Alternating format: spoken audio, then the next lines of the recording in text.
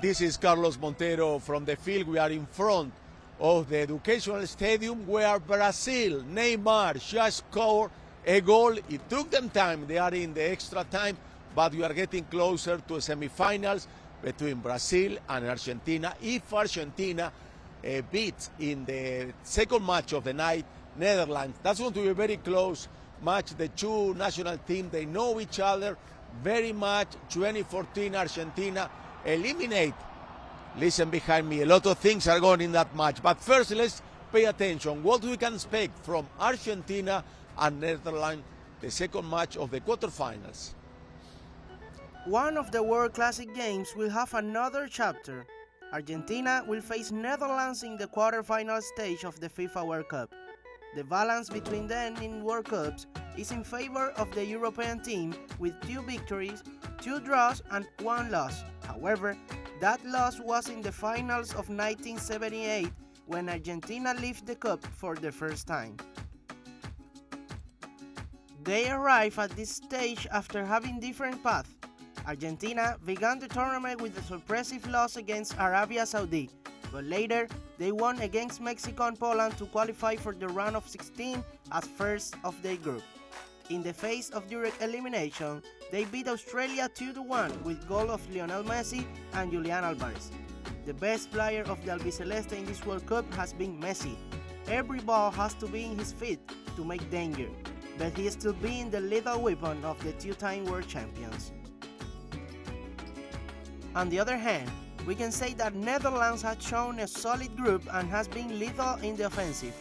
They began winning against Senegal 2-0, drawing to Ecuador 1-1 and beating 3-1 to Qatar. This way, they also qualify as the first of their group and face United States in the round of 16. With a tactical masterclass, the team led by Louis van Gaal liquidated 3-1 to the team led by Greg Berhalter. Now, they will face Argentina in another chapter of this classic match, and the winner will be in the semifinals where they play against Croatia or Brazil. And Julian Alvarez is going to play, is going to be started from Argentina. His story is really amazing. When he was playing for the minor leagues, he met Messi, his superstar, and he said, one day I would like to play for the national team and I would like to play with Messi. His dreams came true. Look at his story. Young age, striker Julian Alvarez is one of the most promising young Argentine soccer players who is currently developing his potential at Manchester City of the Premier League in England, after having excelled in the youth ranks of Atletico Galchin.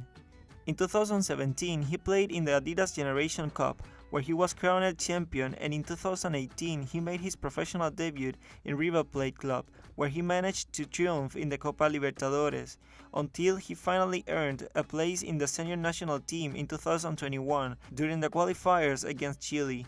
Later, he proved to be a key player in Argentina's victory at the Copa America held in Brazil.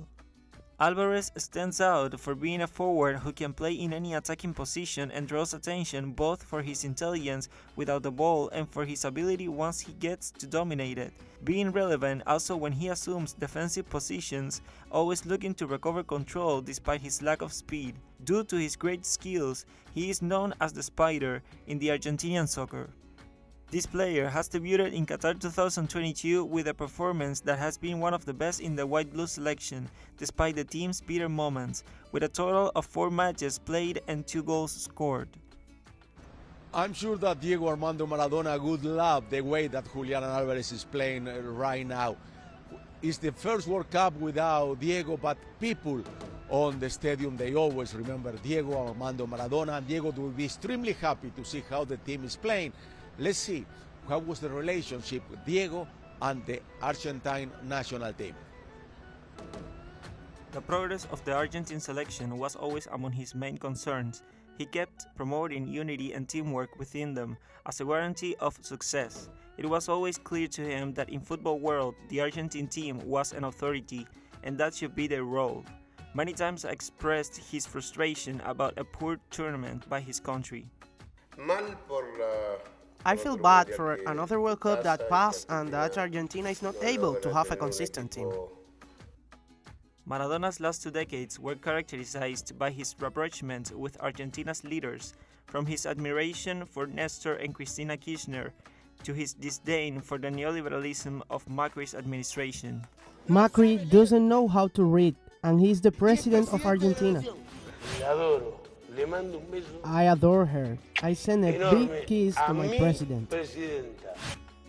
Thus, while Macri was in debt in Argentina for a century, the white blue flag team was suffering its own devaluation in the World Cup of Russia, where he witnessed Croatia's 3-0 thrashing the team's farewell to the World Cup.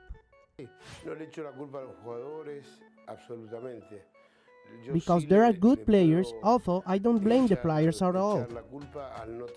As the greatest of fans, Maradona, alongside his Telesur colleagues, was moved with his heart on the field until the final moment, not knowing that Russian sunset would be his last World Cup, leaving an everlasting mark in Latin American football history.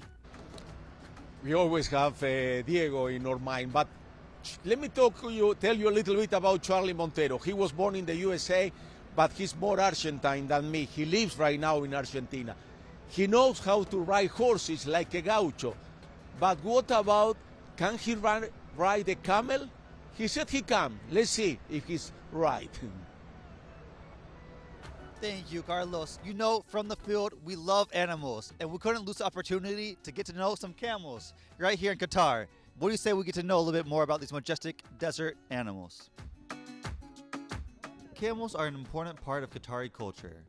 Around these parts, camels are known as the ships of the desert because of the way they sway as they walk through the sand. While Asian camels are known for their 2 humps, the Arabian camels only have 1. Many people believe that these humps are used to store water, but that is not the case. The hump stores fat and food as nourishment for the camel when necessary. When once these majestic animals were used to travel through the desert to explore new areas and spread the message of Islam, today they are a tourist attraction for visitors around the world. People who want to ride on a camel can expect to pay around 20 to 100 reais. And how are you liking Qatar so far? Oh, it's great. It's really great. There's a lot of things happens, and riding camels is one of my favorite things. Have you done it before? Have you ever rode a camel before? Yeah, quite a lot of times. And what's something that people should know about riding camels? Oh, it's actually kind of a bit scary, but later, once you ride too much, you get used to it. It might be a bit tiring, your butt and your hand, but yeah, it's okay. It's not like you're going to fall. What's the movement like once you're on top? It's like, it's like, yeah, bumpy and all those stuff. Yeah. And last one sentence to describe the desert here in Qatar. Oh, it's actually pretty cool. I like the sand. Just like to kicking it. Sometimes I just like to drawing it with the sticks if I'm really bored. Yeah, it's just like this. The sand. It's just that I don't like it when it goes into my shoe. And have you ridden the camels yet? Still, I have to ride the camel. And before, 4-5 years ago, I was here. At that time, I ride, but this time I found different Qatar. And can you describe the movement of the camels? It's pretty bumpy, especially when you go up. And when you try to go down on a camel, it's really, really bumpy. Yeah. Is it similar to riding a horse? You could say so. Yeah. Yeah. And have you tried any other activities like sandboarding or the 4x4? I've tried riding ATVs before. Yeah, that is one of my favorite activities because yeah, you can speed up and race with my sisters and my other cousins. Yeah, it's really fun. Well, there you have it, Carlos. We learned a little bit more about the desert in Qatar. Back to you from the field. Look at Charlie from the Argentine Pampas to the Qatari desert. Amazing. Good job, Charlie.